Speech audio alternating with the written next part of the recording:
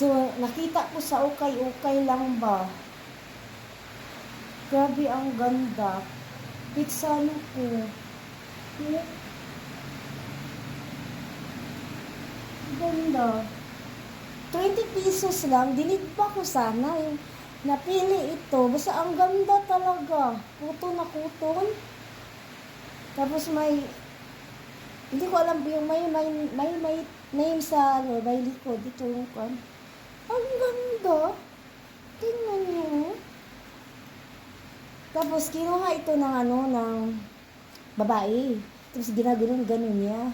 Tapos ganun ako ba? Ganun talaga ako. Sige, ganda yun. Tapos, pag ganyan-ganyan lang talaga ako. Baka hindi niya kukunin. Hindi talaga niya kinuha lang. Kasi medyo mataba yung babae kasi siguro hindi kasya niya ito. Tingnan mo to. Oh? Oh. Okay lang to, 20. Hinintay ko talaga lang na maganda talaga dito lang. Tingnan mo, ito to. Maganda to. Tapos, maikli yung hair mo. Ganda, oh.